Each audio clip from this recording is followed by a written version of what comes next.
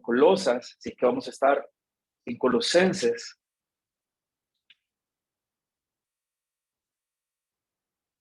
Los hermanos que están en casa hoy, ánimo hermanos, que ya esperamos pronto tenerlos acá con nosotros. Solo cuídense y tomen todas las medidas que les han indicado y ya Dios mediante pronto el Señor los traerá cuando ya no estén tosiendo.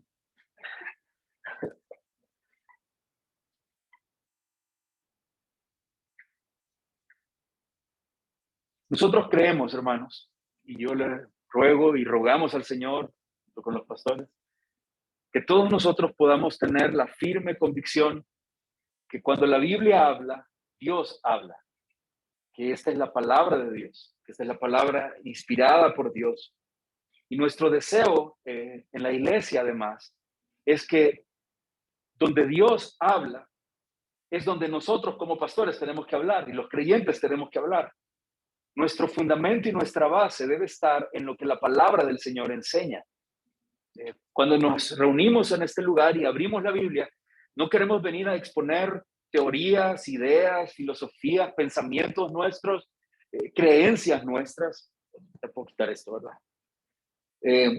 No queremos venir a exponer estas ideas nuestras, sino que lo que queremos hacer es exponer lo que Dios habla a través de su palabra. Y creemos entonces que Dios nos habla por medio de esta palabra escrita. El apóstol Pablo le escribía a Timoteo: toda la escritura es inspirada por Dios y toda ella es útil para enseñar, redarguir, corregir, instruir en justicia. Y entonces queremos escuchar, atender, vivir bajo esta palabra. Debemos hablar esta palabra. Creemos que la Biblia es inspirada por Dios, creemos que la Biblia es la autoridad de Dios, creemos que la Biblia es infalible, creemos que esta palabra además es suficiente, creemos que esta palabra es comprensible, que es necesaria a nuestras vidas y además creemos que es una palabra eterna.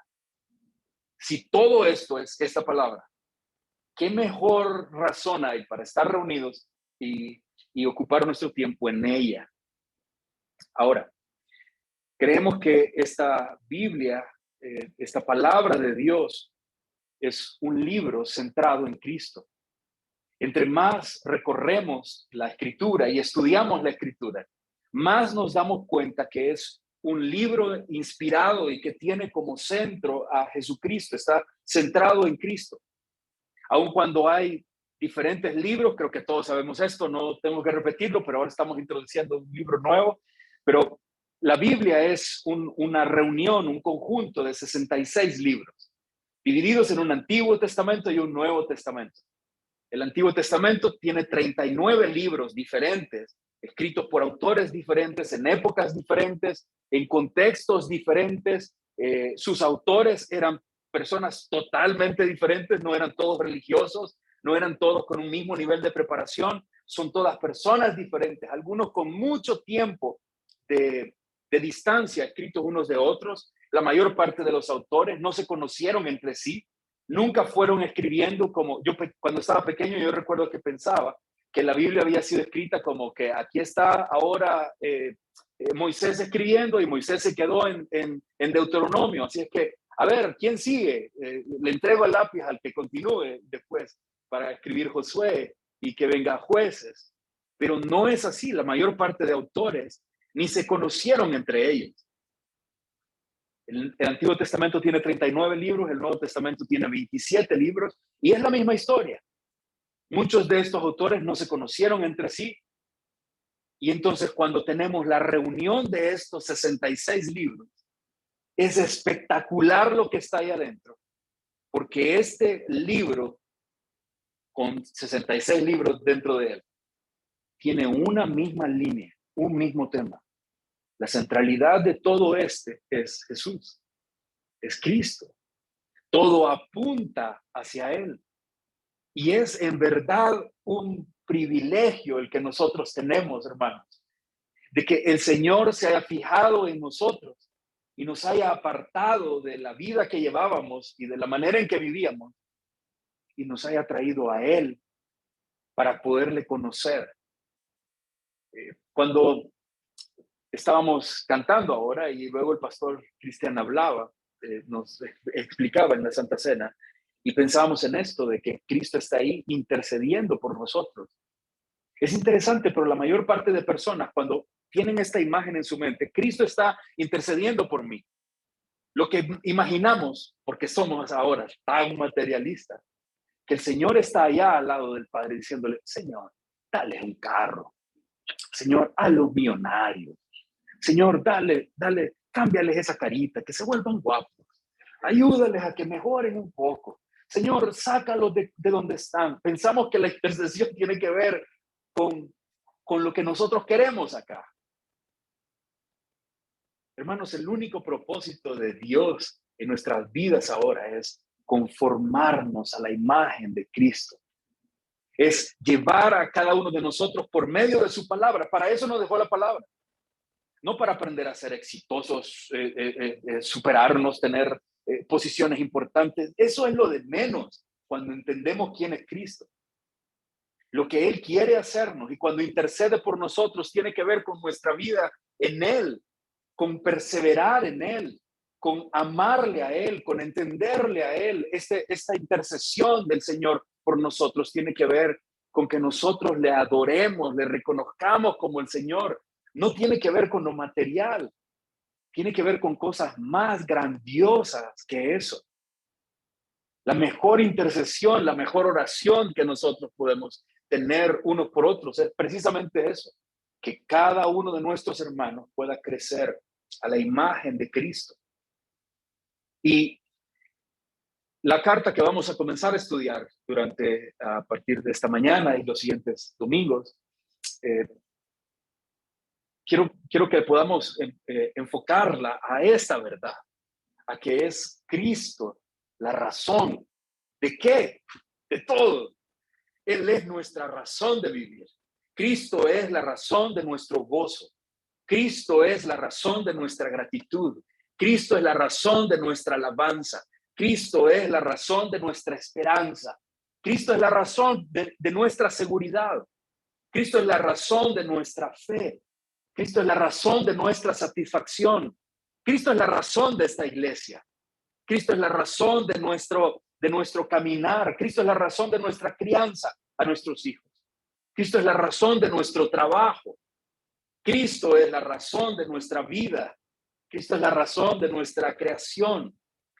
Cristo es la razón de nuestro estilo cristiano de relacionarnos unos con otros. Cristo es la razón y podríamos seguir toda la mañana diciendo de todo lo que Cristo es esa razón. El apóstol Pablo fue un gran representante de esa verdad. Él entendió en un momento de su vida que Cristo lo era todo. Y si ustedes recuerdan, en Filipenses hace algunos meses estábamos pasando por este texto en el que él decía, ahora todo lo que para mí tenía valor antes, su posición política, su posición económica, su posición intelectual, sus reconocimientos, sus títulos ante el mundo, todo lo que a él le daba valor. Cuando Pablo conoce a Cristo, dice, ahora todo eso lo tengo por basura. Es increíble que alguien, está fácil decir, para mí, yo todo lo que he tenido lo tengo por basura, pues no tengo nada. No hay mucho de qué gloriarme. Pero Pablo, das todo su listado ahí. Algunas cosas para nosotros ahora no tienen tanto sentido, pero él en su cultura, él hablaba y decía fariseo de la tribu de Benjamín, y comienza a hablar circuncidado del 8º día y da todo ese currículum impresionante para la gente a su alrededor. Pero dice ahora, todo eso lo tengo por basura. ¿Por qué? Porque conocí a Cristo y me doy cuenta que cuando tengo a Cristo, tengo todo lo que necesito. Qué gran verdad para nosotros comprender el día de hoy. Y Pablo llega a tal punto de entendimiento de esto, hermanos, que creo que todos sabemos que en diferentes oportunidades Pablo estuvo preso. Eso era parte también de ver a Cristo como su todo. Porque antes, en la condición que vivía, jamás iba a estar preso. Él metía preso a los demás. En la posición que tenía, él tomaba a los cristianos y los encarcelaba. Ahora él llega a estar preso en diferentes oportunidades. En una de esas ocasiones en que está preso, tiene esta gran carga y preocupación por la iglesia de Cristo, por algunas de las iglesias que ha fundado y otras de las que le han hablado. Y él desde la prisión escribe por lo menos 4 cartas. Las conocemos como las cartas de la prisión. Pásame el siguiente, por favor. Estas cartas, bueno, no, miren el siguiente lo que era. El siguiente, ese deberían de decirlos todo de memoria. ¿Cuál es tu único consuelo en la vida y en la muerte? Perdón, este es un paréntesis para los que no están acá en la iglesia y no han estado en los estudios del miércoles. Yo sé que ahí están todos, pero como tienen la mascarilla no les alcanzo a ver que lo están diciendo. Muy bien. Pero qué bueno, sé que se lo deben de aprender de memoria ya. Este miércoles vamos a continuar con la segunda pregunta. Esta es la pregunta 1. ¿Cuál es tu único consuelo en la vida y en la muerte? La respuesta es que no soy dueño de mí mismo, sino que pertenezco en cuerpo y alma, en la vida y en la muerte, a nuestro fiel Salvador Jesucristo. Check ahí, ¿verdad? Podemos continuar entonces, cerramos paréntesis. Ahora sí, el siguiente, por favor. Pablo escribe 4 cartas en la prisión. La carta a los Efesios, la carta a los Filipenses, la carta a los Colosenses y la carta a Filemón. El Señor ha sido tan bueno durante los últimos meses y años que nos está permitiendo estudiar la carta a los Efesios. La semana pasada estaban en él y llevamos, no sé, como casi un año ya va a ser, ¿verdad? No sé, estudiando Efesios con el pastor Cristian. Estamos estudiando Efesios. Tuvimos ya la oportunidad, hace algunos meses terminamos, de estudiar Filipenses. Ahora comenzamos a estudiar la carta a los Colosenses y Dios mediante luego podremos estudiar la carta a Filemón. Es interesante que estas 4 cartas, en la medida en que fueron escritas por Pablo desde una prisión, contienen tantas verdades del Señor. Creo yo que quizás sean algunos de los libros o quizás sean los libros más citados al predicar o al tratar o al hablar entre los creyentes. Casi nunca con la conciencia de que este hombre está escribiendo desde una prisión. A mí me intriga siempre, me emociona siempre pensar cómo veía la vida ese hombre desde una cárcel. No sé si alguno de ustedes ha tenido la bendición de estar en una prisión, pero yo no creo que ninguno en una cárcel, cuando llegue ahí, esté celebrándolo y esté pensando más en los de afuera que en él. Yo creo que si llega a la cárcel, uno está pensando cómo me escapo, en qué bote de basura me puedo meter, como hemos visto películas, ¿verdad? En qué me puedo escapar, cómo puedo huir de aquí. Esto no es justo. ¿Por qué Dios? Tengo amigos que han ido a parar a una prisión, algunos de ellos pastores, y dicen, cuando llegué ahí, nunca más volví a orar. Y yo no quería saber nada de Dios, porque cómo Él permitió que viniera aquí. Eso no es la actitud de Pablo. Él está allá y piensa tanto, ora tanto, agradece tanto, que yo les aseguro que si ustedes se detienen a leer estas cartas en su tiempo devocional, lo que les termina provocando es esperanza, gozo, leerlo. No parece que son escritos de un prisionero. Pues este hombre está ahí adentro escribiendo estas cartas y luego está recibiendo ahí visitas. Y entre estos visitantes que recibe, está recibiendo noticias de las iglesias, porque a él le importa la iglesia. Tal vez sea interesante para ustedes conocer esto, pero estas cartas salen de manera casi que escondida, casi que de escondidas, salen estas cartas que él escribe por medio de 4 diferentes hombres. Poneme el siguiente. Para la iglesia de Éfeso, es Tíquico quien lleva esta epístola a los Efesios, hasta la ciudad de Éfeso, donde aparentemente Tíquico era pastor o era un líder de aquella iglesia, y él toma esa carta y la lleva hasta Éfeso.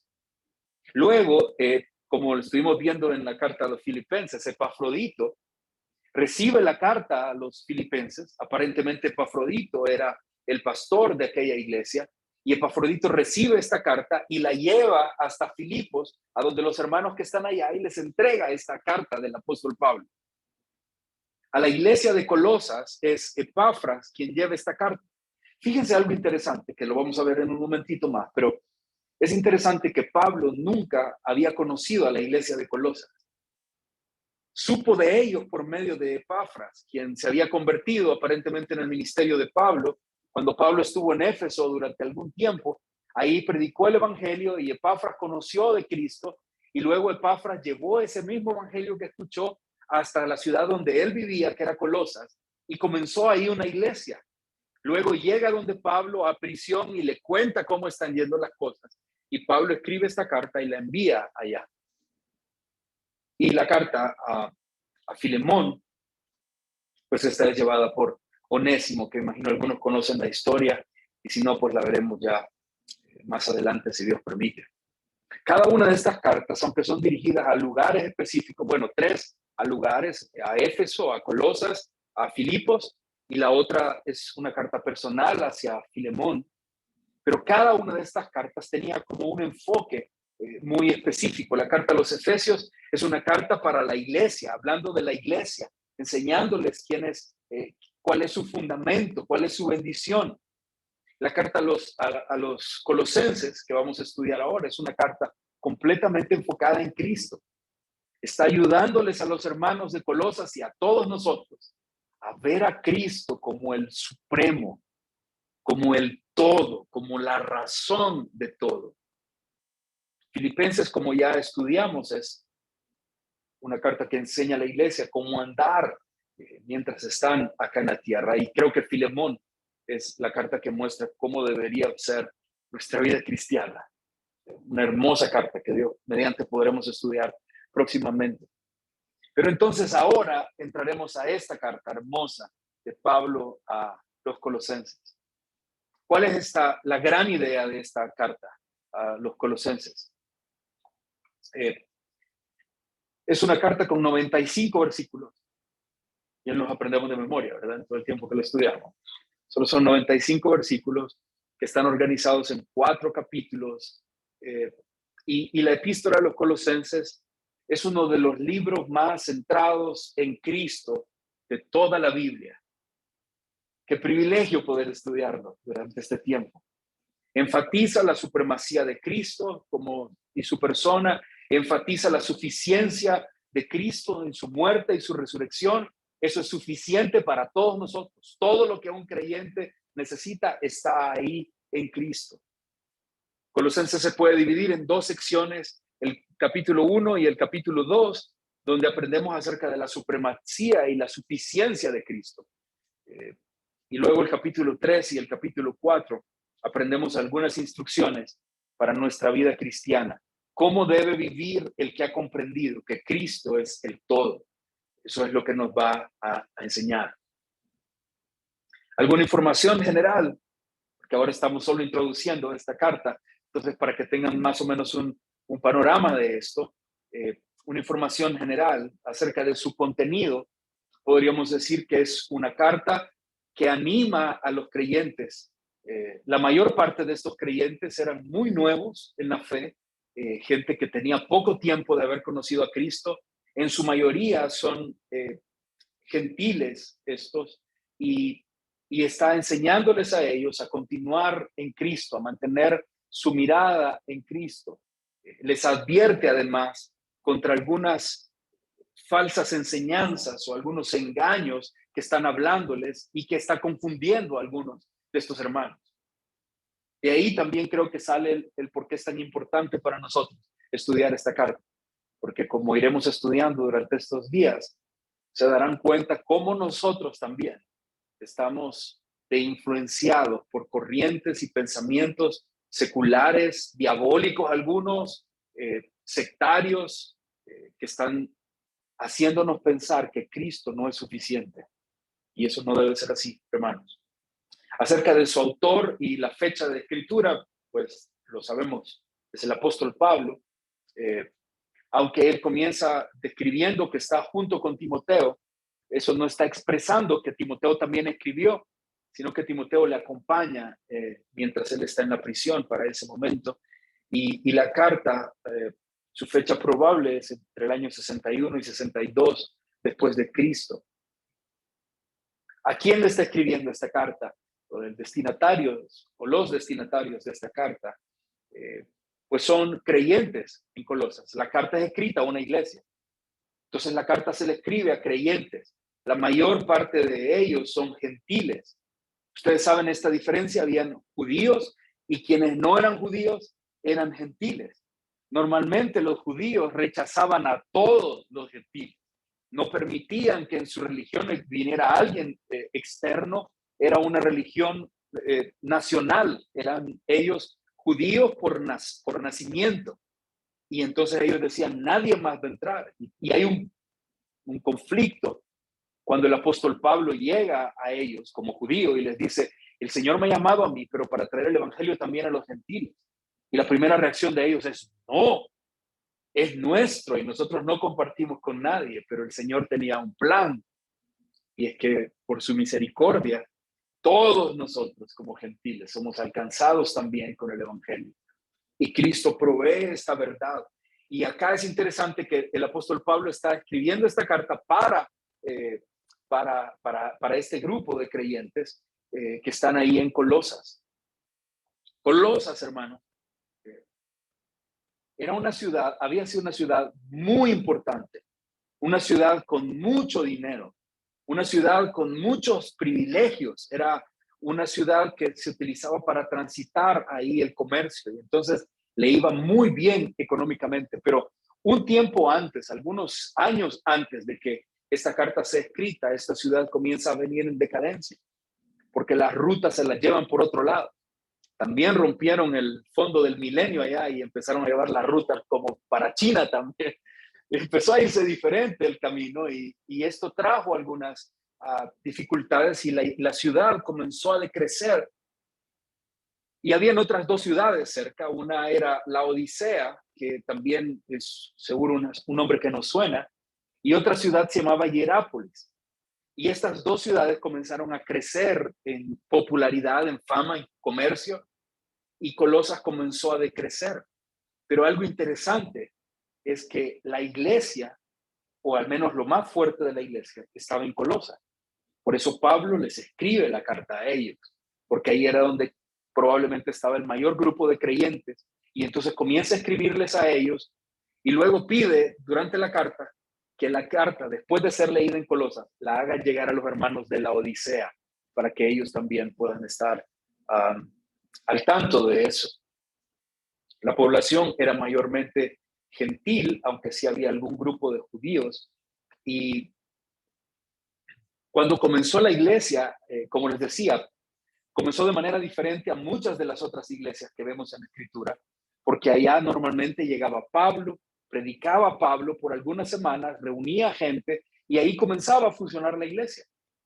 Colosas no sucedió así. Epafras se convirtió en Éfeso y luego viajó a su ciudad Colosas y comenzó a predicar el evangelio. Miren, yo creo que ustedes estarán de acuerdo conmigo, pero cuando ustedes pasan un tiempo, por ejemplo, su tiempo diario, su tiempo devocional con Dios por la mañana, tienen su tiempo de lectura, de oración, de meditación, ¿no es cierto que difícilmente se acaba ese día sin que ustedes le anden hablando a alguien de lo que han aprendido de la Escritura? Lo que andamos en mente es lo que el Señor nos ha enseñado. Y el creyente por eso constantemente está testificando, aunque no estemos predicando sermones todos los días. Pero cuando yo estoy alimentándome con la Escritura, lo que naturalmente me va a salir a mí al hablar es palabra de Dios. Y sin usted darse cuenta, de repente sus compañeros de trabajo, sus compañeros de estudio, sus vecinos, comienzan a decir, este solo Biblia anda hablando. Este solo sermoneando nos pasa por todo. Este me regaña si le cuento las cosas malas que he hecho, porque él me dice que no, que eso no, que debo de buscar a Dios. ¿Y cómo se va transformando eso? Es que estamos siendo llenos de Dios. Diferente cuando estoy lleno de toda la novela de anoche. ¿Y cuál es mi tema del siguiente día? La engañó, ¿verdad?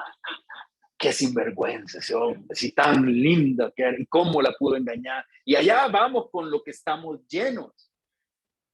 Es especial ver que Epafras está tan impactado por la verdad del evangelio que Pablo le enseñó, que él va de inmediato a Colosas y comienza a compartir ese mismo mensaje del cual ha sido bendecido por el Señor. Y así surge la iglesia en Colosas. Este hermano, después de algún tiempo, vuelve a visitar a Pablo, que está allá en prisión, y va para reportarle: vengo a contarte que comenzamos la iglesia y la iglesia está funcionando así y así. Por lo que leemos en la carta, la mayor parte de noticias acerca de la iglesia eran buenas.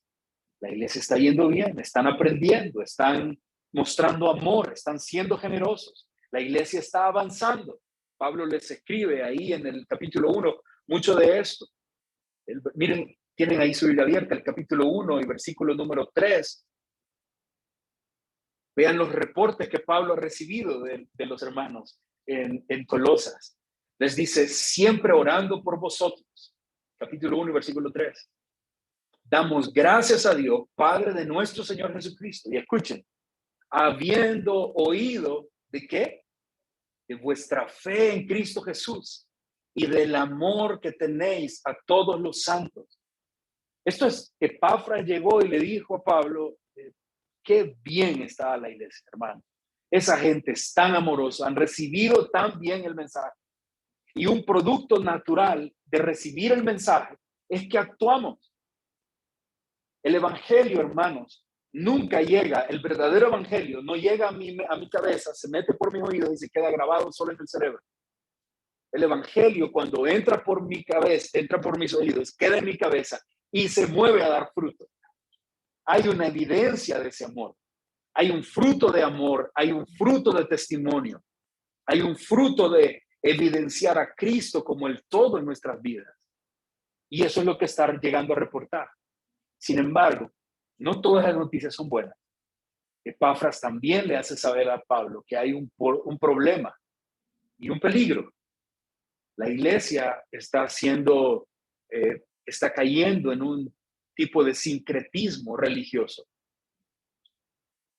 Como la iglesia está compuesta por gentiles y judíos, ustedes se imaginan el desorden de pensamiento y de tradiciones.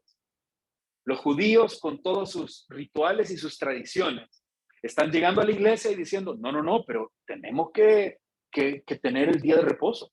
No, y hay que circuncidarnos para poder tener salvación. Pero por otro lado están los gentiles de diferentes contextos, algunos de ellos trayendo cosas. Ustedes saben, en la iglesia cristiana pasa. Yo le he contado que en alguna ocasión una persona llegó cuando pastoreábamos en Apopa, llegó a la iglesia, entró y se vino en el pasillo del centro del templo, caminó todo el pasillo del centro y se vino a parar justo enfrente de donde yo estaba predicando. Se acurrucó ahí, se persinó y quería venir a besarme la mano. Porque el hombre venía con una tradición de que lo que hace en la iglesia es llegar, entrar y persinarse y quizás irle a besar la mano al Señor que estaba parado delante. Gracias a Dios no había COVID en ese tiempo, ¿no? Porque él le hubiera tirado una patada y fuera de aquí. Hay cristianos que llegan al Señor y siguen pensando que cuando los niños nacen necesitan ponerle amuletos para que no se les meta, no sé qué, ya ni sé por qué les ponen amuletos. Pero viven haciendo todas estas cosas porque traemos este tipo de ideas, este concepto que han guardado en nuestra mente y luego, cuando llegamos a Cristo, tratamos de ver como si fuera Cristo más algo más algún otro requisito. Cristo más cumplir este mandamiento. Hermanos, Cristo no necesita nada más. No necesitamos nada aparte de Cristo para nuestra vida, para nuestra fe, para nuestra salvación. Es Cristo nuestra única verdadera necesidad. Y entonces Pablo está hablándoles acerca de esto. La ocasión de la carta, bueno, ya es lo que he estado explicándoles. Epafras visita a Pablo y le cuenta un poco acerca de lo que está pasando. Ahora, solo quiero detener en este último punto antes de ver algunas cosas, algunos puntos importantes para llevarnos esta mañana. El énfasis de esta carta, lo que principalmente esta carta va a decirnos, es la supremacía absoluta y la suficiencia total de Cristo, el Hijo de Dios. Lo que Pablo va a martillarnos cada semana que nos reunamos acá, es que Cristo es la razón y que además no hay nada más que necesitamos fuera de él. Vamos a, con la ayuda del Señor, después de estudiar la carta a los Colosenses, vamos a quitarnos este sabor de insatisfacción con el que vivimos a veces como creyentes. Esta sensación de como que siempre falta algo para estar bien. Hermanos, cuando vivimos con esta sensación de que parece que algo falta, más parece que todavía no hemos conocido bien a Cristo. Porque cuando lo conocemos a Él, sabemos, uno, que nada nos falta, porque Él lo llena todo. Pero dos, sabemos que nada nos falta porque Él nos da todo lo que necesitamos. Porque en Él estamos satisfechos. Esta carta nos mostrará cómo Cristo es supremo sobre todo y suficiente totalmente. Además, aprenderemos que Cristo perdona nuestros pecados y nos quita el terror de todas estas amenazas y de todos estos legalismos con el que viven. No, ustedes no son en el cielo porque hicieron esto, porque pecaron de esta manera. Cristo es quien perdona nuestras vidas. Esta carta nos enseñará que las reglas, que las regulaciones religiosas no cuentan para nada. No tienen influencia en nuestra salvación. La Escritura dice, porque por gracia sois salvos. No es nuestras obras. No tiene que ver con cumplir reglamentos. No tiene que ver con llenar un requisito, una cuota de conductas. Nos daremos cuenta, obviamente, que nuestra vida debe reflejar a Cristo. Y por lo tanto, nuestra vida, por supuesto que mejora en Él. Por supuesto que vivimos mejor, que dejamos malos hábitos, dejamos una vida pecaminosa. Pero no porque querramos ganarnos el cielo. Vivimos para Él y vivimos, estamos aprendiendo cada día a ser como Él y por eso nos transformamos. El pastor nos explicaba en el discipulado cómo vamos viviendo este proceso de regeneración, este proceso de santificación en nuestra vida. Pero no tiene que ver con nuestra salvación.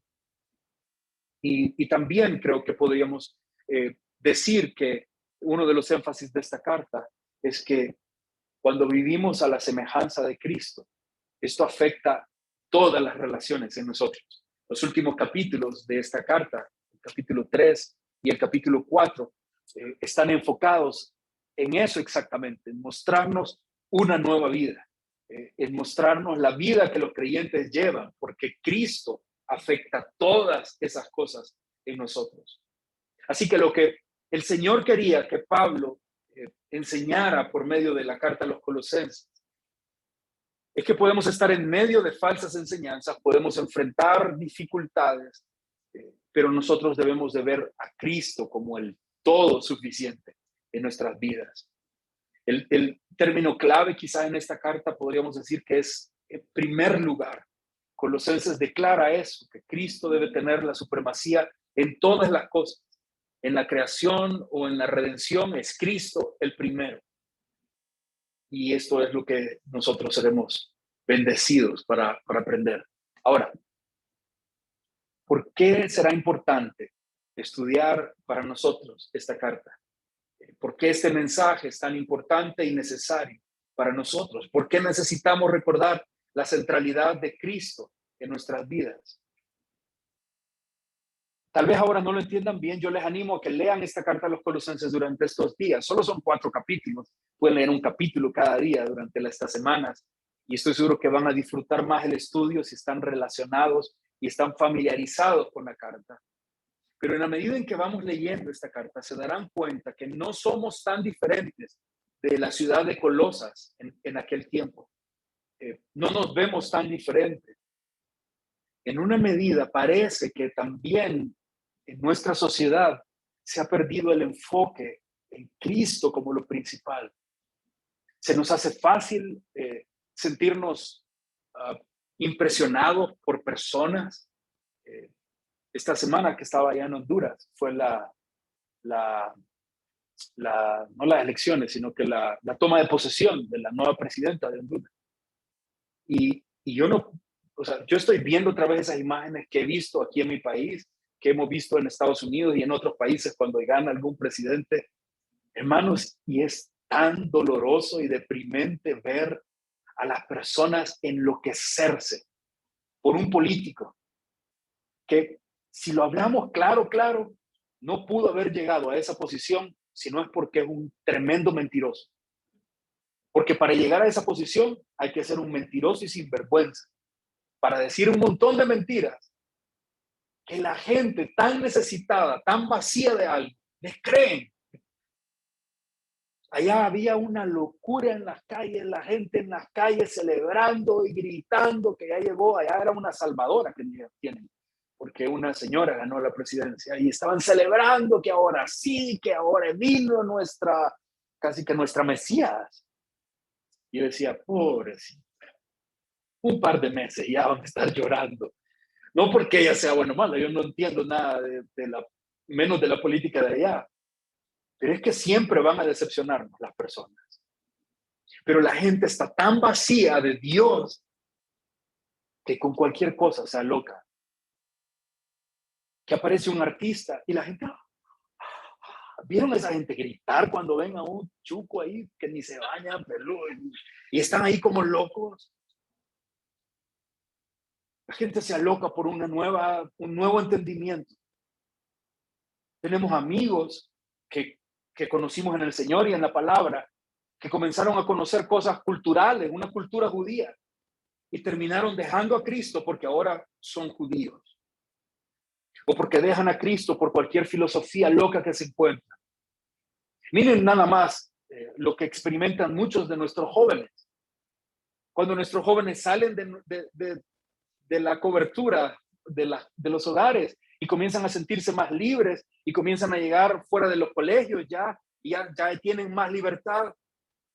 Casi nunca su primer paso es correr a buscar al Señor. No, hay tantas cosas entretenidas y lindas afuera que se van a volar. Obviamente sabemos que tarde o temprano volverán si son del Señor. Pero lo que trato de decir es fácil en medio de nuestros días perder ese enfoque. Y eso estaba pasando con la iglesia de Colosas. Y lo que produce eso es que la gente viva con una insatisfacción completa, porque andan buscando el significado en todo. Y entonces quieren que lo llene un gobernante.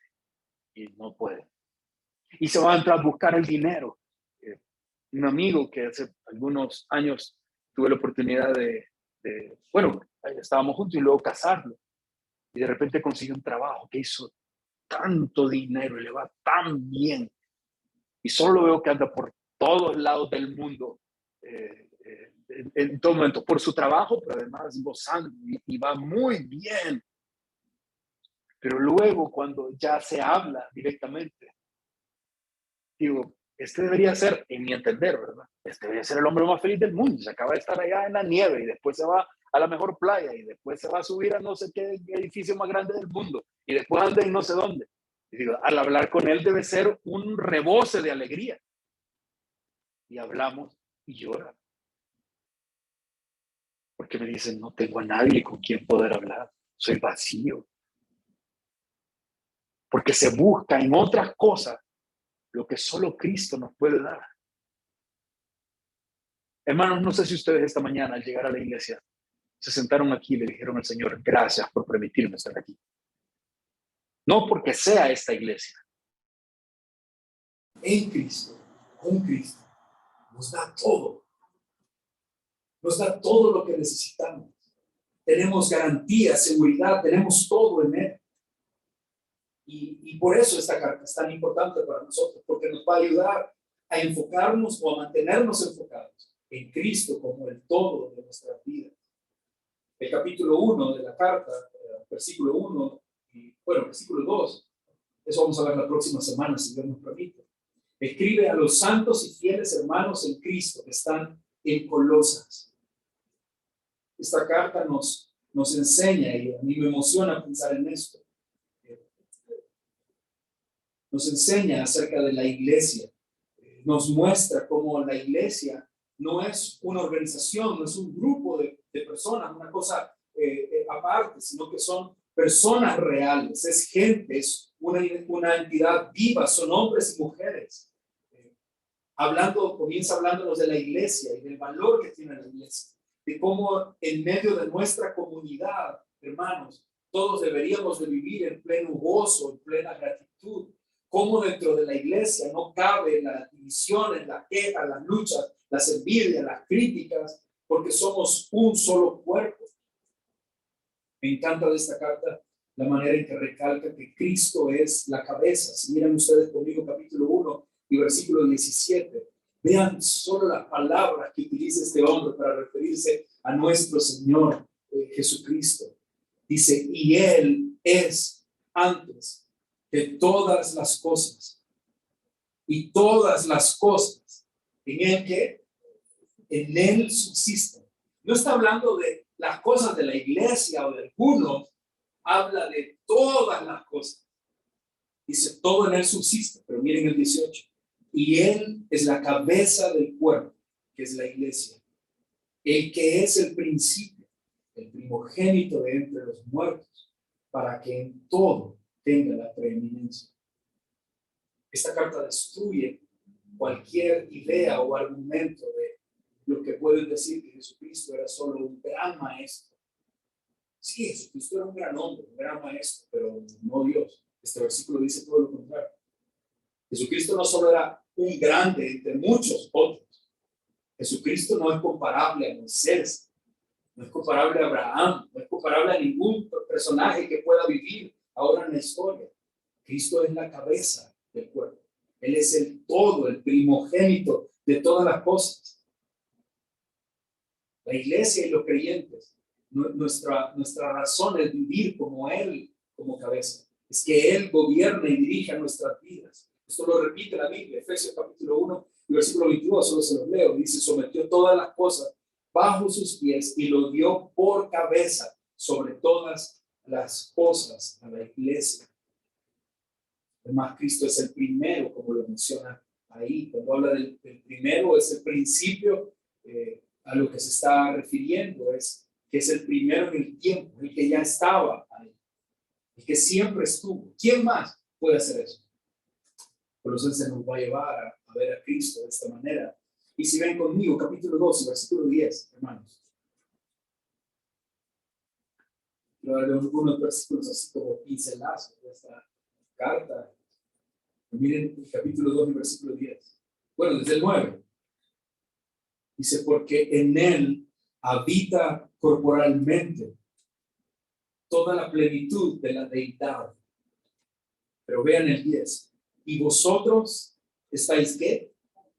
Completos en Él, que es la cabeza de todo principado y de toda potestad. En Cristo, hermanos, estamos completos. Son muchas cosas entre algunos cristianos ahora que tristemente viven pensando que les hace falta algo, que es que está Cristo, ¿verdad? Tienen a Cristo, pero hermano, nos falta un poquito más de emoción y nos falta sentir cosas en el cuerpo. Bueno, que le dé COVID, y así que y no le va a faltar. Pero es que necesito un poco de alegría y la profecía. ¿Dónde está la profecía? Esta palabra es la profecía. Esta es la única profecía.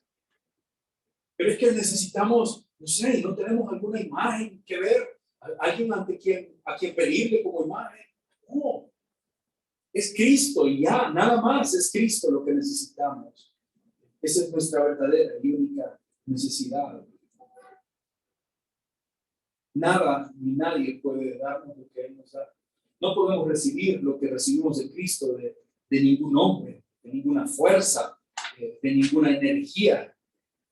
No podemos recibir lo que tenemos en Cristo de ninguna ciencia, de ningún astro zodiacal. No hay manera de esto, es solamente Cristo. Que Dios nos ayude a vivir enfocados en Él y a vivir recibiendo de Él toda su plenitud. Así que yo les invito a que podamos estar estas próximas semanas y podamos ir a través de esta carta preciosa. Iremos versículo a versículo de esta carta, conociendo más de todo lo que Cristo representa en nuestras vidas. Nos daremos cuenta que no hay razón para vivir con temores, con inseguridades. Nos daremos cuenta que no hay razón para vivir llenos de aflicción en estos días, porque tenemos a Cristo. Él es el todo en nuestras vidas. Deseo que juntos podamos abrir la Biblia cada semana y repetirnos el mensaje de Dios para nuestras vidas. A medida que conocemos mejor a Cristo, nuestra vida se volverá una vida de adoración, una vida de rendición. Así que esto es lo que necesitamos, entender que Cristo es la razón. Oramos, hermanos. Señor hermoso, te damos gracias esta mañana porque tenemos la bendición, la enorme bendición de poder estar delante de ti, de poder conocerte, de poder adorarte, de poder reconocer, Señor, a través de tu palabra, que tú eres el todo, Señor, nuestras vidas, que tú eres el todo, Señor, a lo que necesitamos, que nada nos falta, Señor. Muchas veces, mi Dios, hemos pecado de insatisfechos, pecamos porque creemos que algo nos hace falta. Deshonramos tu nombre, quebrantamos tus mandatos. Por favor, ayúdanos, Señor, a conocerte mejor, a conocerte durante estos días, Señor, a ver tu verdad, a ver tu palabra, Señor, como nuestra verdad. Permítenos crecer en ella y poder ser afirmados en ella. Señor, pedimos tu bendición para el recorrido que iniciamos hoy por esta carta a los Colosenses. Pedimos, Señor, que igual bendigas cada palabra que estamos aprendiendo en la carta de Efesios que estudiamos simultáneamente y el libro de Samuel en el Antiguo Testamento. Señor, que seamos saturados de tu verdad y de tu palabra, que podamos aprender a vivir conforme a ella. Necesitamos de ti, Señor, cada día de nuestra vida. Gracias por todo. Oramos esta mañana y invito a todos a que podamos orar juntos por aquellos hermanos que están aún convalecientes de salud, que están atravesando este problema del COVID o alguna otra enfermedad. Oramos por la tía Ali para que puedas seguir obrando, Señor, conforme a tus propósitos y a tus planes perfectos, Señor. Sabemos que humanamente hace mucho tiempo las cosas tendrían que haber ido muy mal, pero tú has sido bueno, Señor, y has mostrado tu misericordia y has querido, Señor, seguir obrando sobre su vida, Señor, y testificando a través de ella. Ahora rogamos que en el lugar donde se encuentra ella pueda ser de bendición para otros que están ahí, pero que también ella, Señor, pueda ser consolada, bendecida por tu amor y tu cuidado, Señor. Oramos por cada hermano que pueda estar también en alguna dificultad grave, Señor, para que tú puedas obrar sobre sus vidas. Estamos en ti, Señor. Estamos seguros en ti, completos en ti. Y esto nos llena de gozo. En el nombre de Jesús oramos esta mañana.